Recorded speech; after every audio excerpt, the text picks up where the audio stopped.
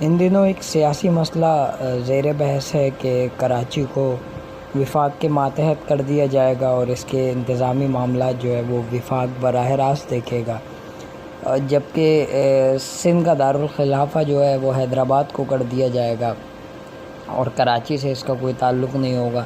یعنی کراچی سے آنے والا ریونیو جو کراچی ابھی 70% دیتا ہے اور صوبے کو جو 93% دیتا ہے، تو وہ تمام کا تمام جو ہے وہ وفاق کو جائے گا۔ تو معاملہ یہ ہے کہ یہاں پہ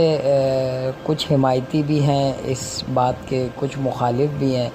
کچھ چاہتے ہیں کہ جو ہے وہ سندھ حکومت سے چھٹکارا حاصل ہو جائے، یعنی سندھ حکومت سے مراد پیپلز پارٹی سے چھٹکارا حاصل ہو جائے۔ ان کے ذہن میں کراچی کی موجودہ صورتحال ہے، بارشوں کے بعد سیلاب یا دیگر معاملات جیسے کوٹا سسٹم وغیرہ ہے، جبکہ کچھ لوگ اس کے مخالف ہیں۔ مجموعی طور پہ وہ لوگ مخالف ہیں جو کراچی صوبے کے خلاف اٹھنے والی آوازوں کو ملک غداری یا جو ہے وہ اسے آئین کی خلاف ورزی قرار دیتے ہیں۔ تو جو مخالف ہیں، جو حمایتی ہیں، ان کا اپنا اپنا نقطہ نظر ہے، لیکن یہاں سب سے اہم چیز اور بات یہ ہے کہ سب سے پہلے مطلب کراچی کو کیا کرنا چاہیے، کیا نہیں کرنا چاہیے، اس بارے میں تھوڑا سا کراچی کے عوام سے پوچھ لیا جائے،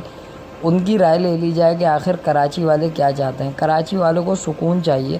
کراچی والوں کو اپنے پیاروں کی حفاظت چاہیے، کراچی والوں کو اپنا تحفظ چاہیے، کراچی والے بے خوف ہو کے زندگی گزارنا چاہتے ہیں۔ اگر بات کی جائے کہ مطلب وفاق کے ماتحت جو کراچی میں ادارے کام کر رہے ہیں، جیسے کے الیکٹرک، وہ غیر اعلانیہ طور پہ وفاق کے ماتحت ہے، تو دیکھ لیجئے اس نے کراچی کا کیا حال کیا ہے۔ اسی طرح اور دیگر ادارے ہیں، ایک ایسا ادارہ بھی ہے جو اگر وزارت داخلہ سندھ کی توسیع نہ کرے ان کے اختیارات میں، تو وفاقی وزارت داخلہ سمری جاری کر دیتی ہے۔